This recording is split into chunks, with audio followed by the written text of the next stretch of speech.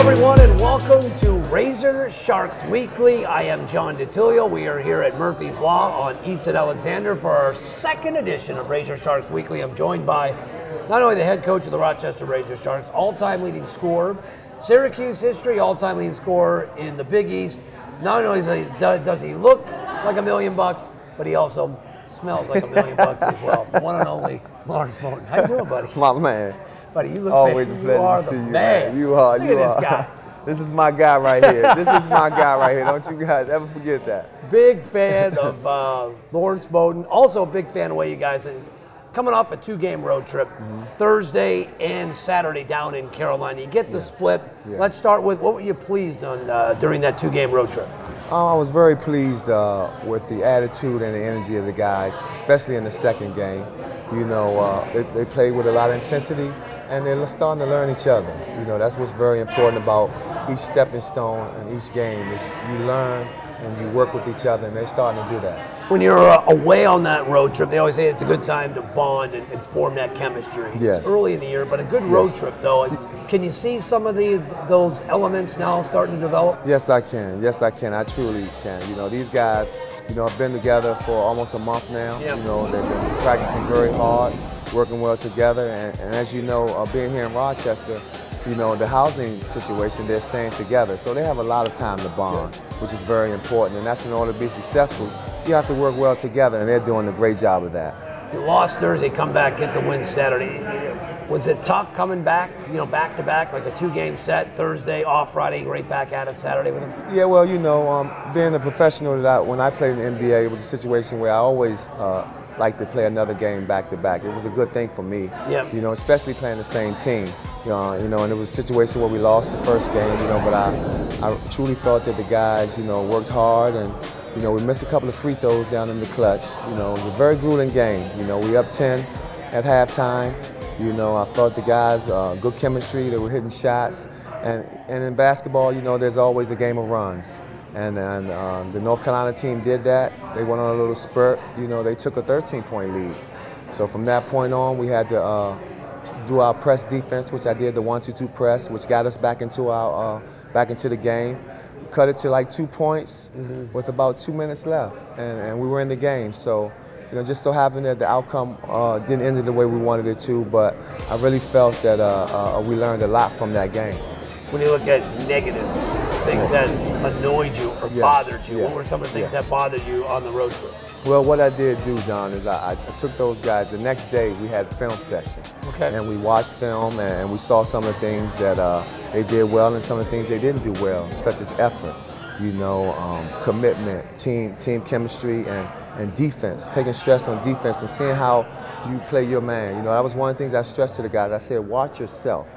When you're watching a video, watch yourself and see the effort that you give, because at the end of the day, everybody has a role.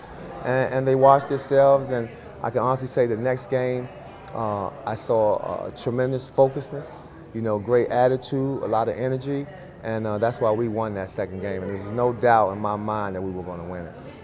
Are you starting to see roles for each players? Are you starting to see what you know, how certain lineups are working for you? Yes, I am starting to see how the guys starting to blend and having a certain chemistry where guys working well together. I did do something that was important to me the second game. Okay. First game I had Rob Diggs and Odele Coker at my center and forward position. They worked hard, but I didn't feel the energy level was there. So what I did was the second game I put Aaron Williams and I put Darren Moore in. Okay. And those guys, you know, came with a lot of energy. They played well in the post, and like I said, we were up 20 at the half of the second game. So those guys showed a lot of grit and guts, and it was almost a gut check. You know, they didn't want to come back to Rochester 0-2. Well, they get the split. Split was big. They're 2-1. Yeah. How was the weather? At least you got out of this weather now. Yes, it was beautiful down there. It was 70 degrees. Come on. Yes, it was 70 degrees. Did get a little rain. I don't know if you do golf. No, I don't golf, but I've been to a driving range. I've been to a driving range a couple times. I kind of get a little itch, but not really. At least you got out of this weather. Yes, I did. It was very nice weather in Carolina.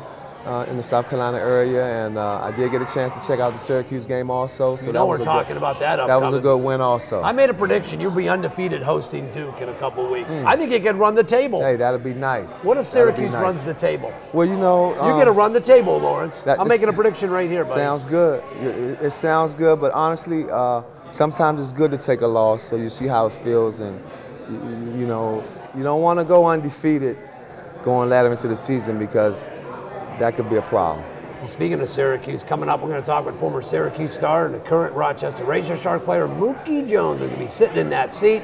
All that upcoming here. You're watching Razorsharks Weekly on Time Warner Cable Sports.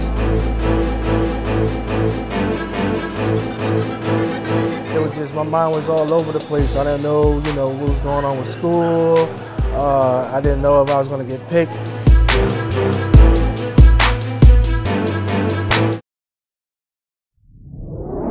Razorsharks Weekly. Syracuse fans will recognize this guy, former Syracuse star and a member of the Rochester Razorsharks, Mookie Jones. Mookie, how you doing? Doing great, man. Blessed to be here.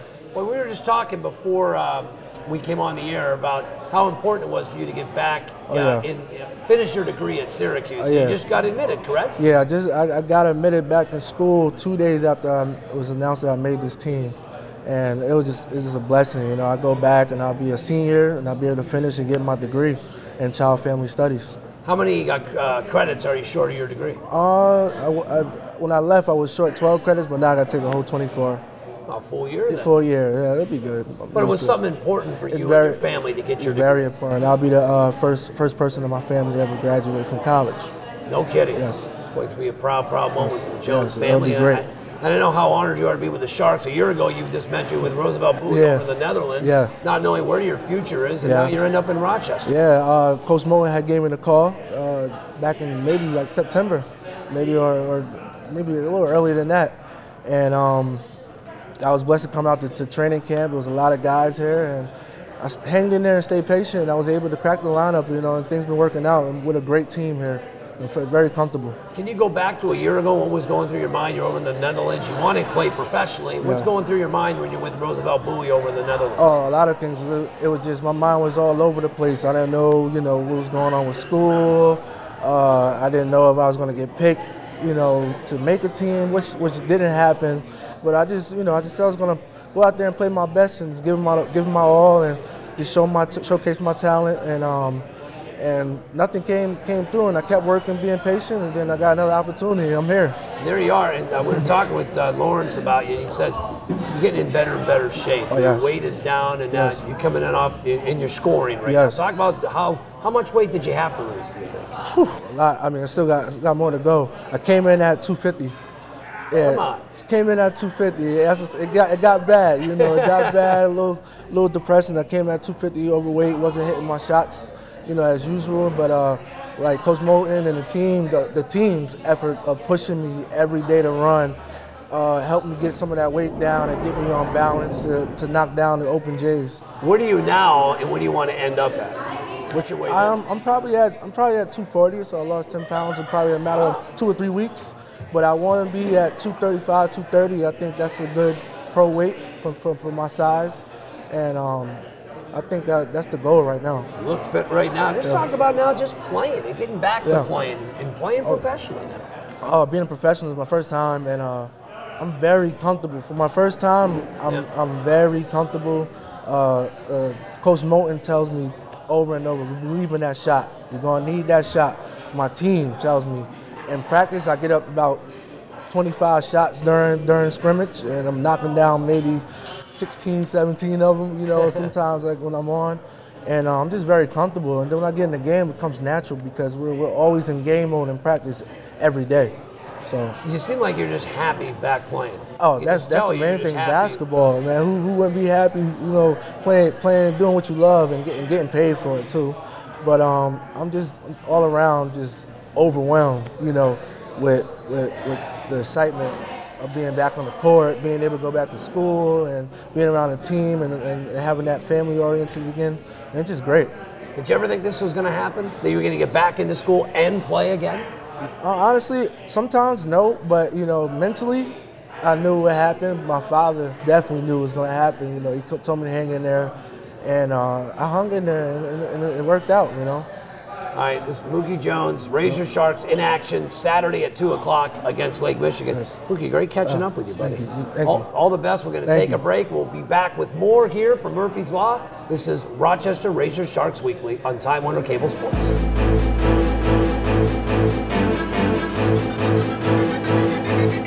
I'm Bill Pucko. Coming up next on Razor Sharks Weekly, it's Louis McCroskey and Dane Miller in a game of shark. That's coming up next.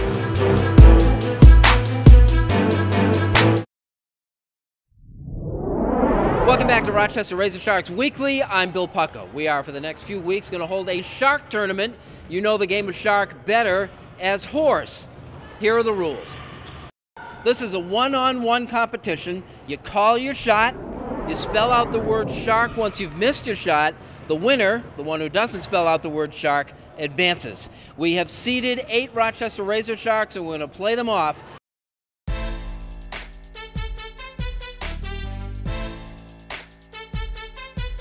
Hi, I'm Dane Miller from Rochester, New York, Rochester High School, Rutgers grad. How you doing? I'm Louis McCroskey, former member of the Syracuse Orange, class of 2006.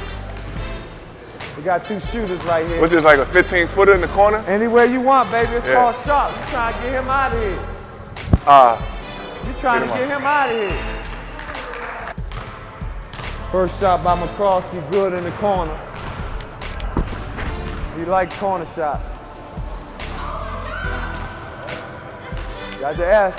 Hold that follow through. I stress that to my team. If it ain't broke, that they hold their follow through.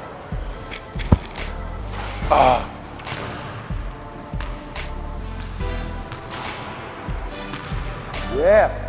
It's in the game. It's in the game. Yeah. Yeah. Yeah, Lou, get up, Oh, Lou. he got it. What, 2 hands? Get up, Lou, 2 hands. 2 hands? 2 hands. Right, Get that stretch structure. it out. Get that structure.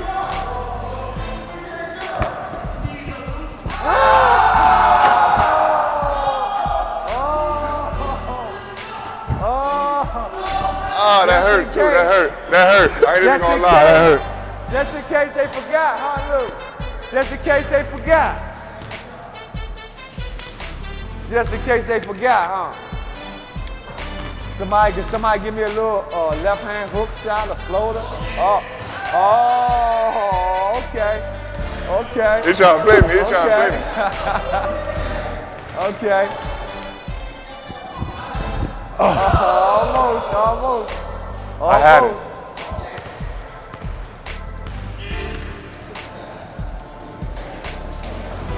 Here we go. Okay.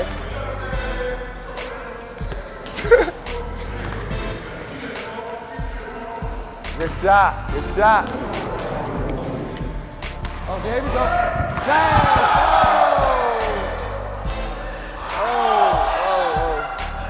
Oh.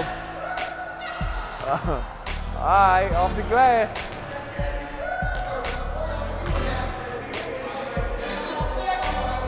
All right. Okay.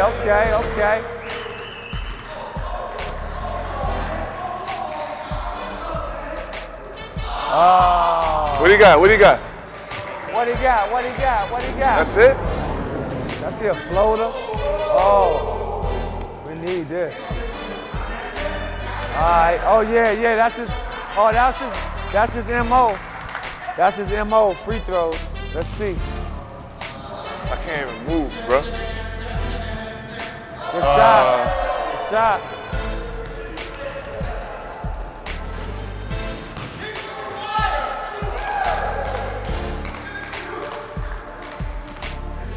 This is how it's supposed to be.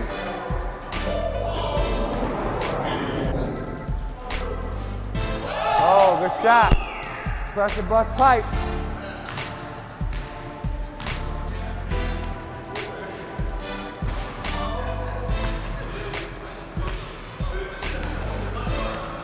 Stick to it. Knock it down, Dane.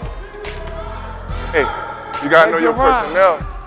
Personnel. Yeah, exactly. There you have it.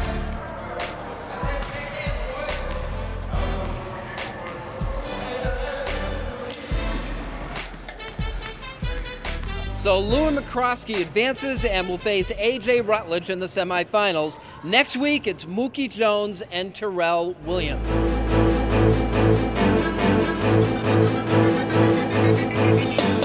We return to Murphy's Law with John Ditullio and Coach Moten as the Rochester Razorsharks Weekly continues.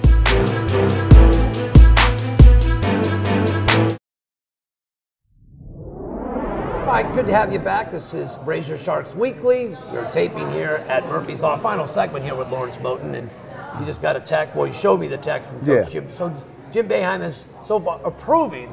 He gives the approval on how you've started so far with the Sharks. That means a lot, right? It means an awful lot. You know, like I said, I consider Coach, you know, not only, you know, a great mentor, but a great father to me.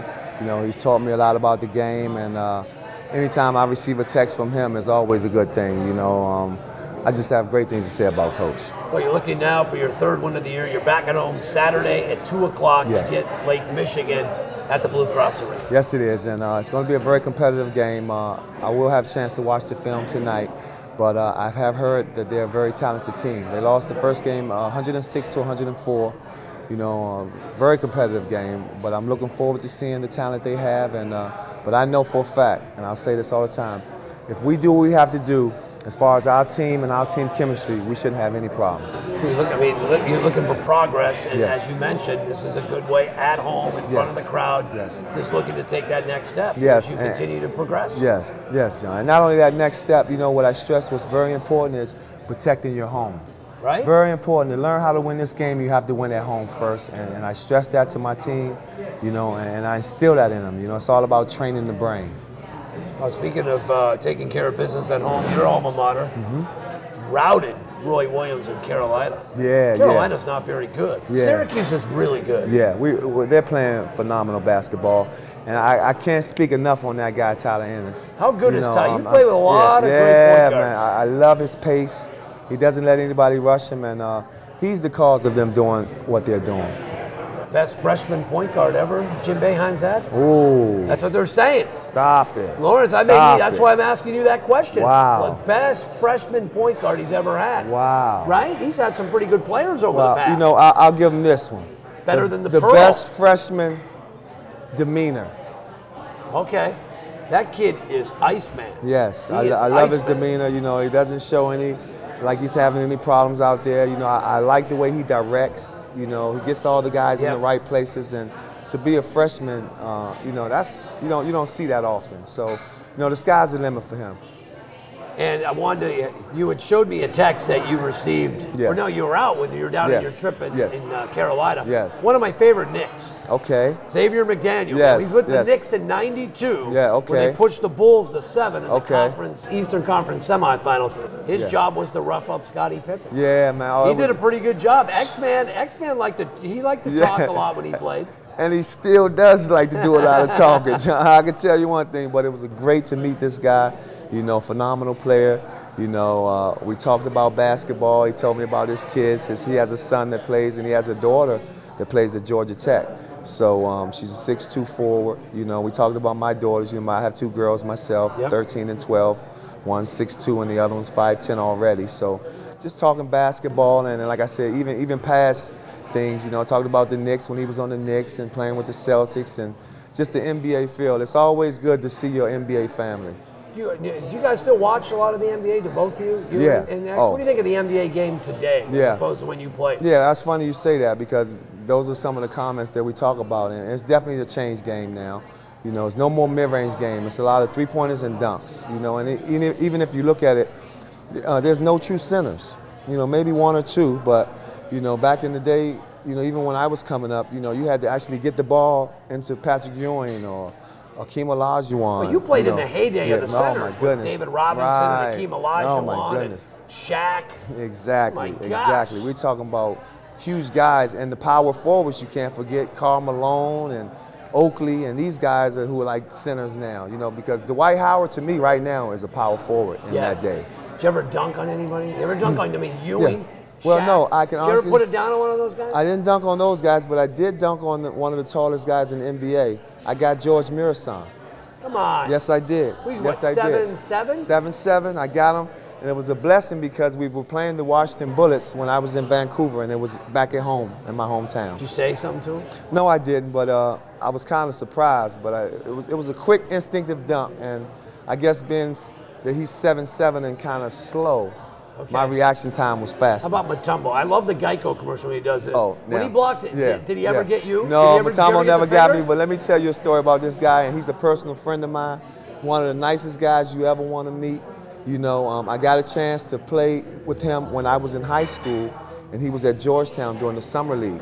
You know, actually, I was on the summer league team with Dikembe Mutombo, great athlete, and true story, one of the guys fouled him one time in a game, and he looked over to the guy and told him, "Don't ever do that again. I kill lions." You know, this is what he said. He said, "I've killed lions. Don't ever do that again."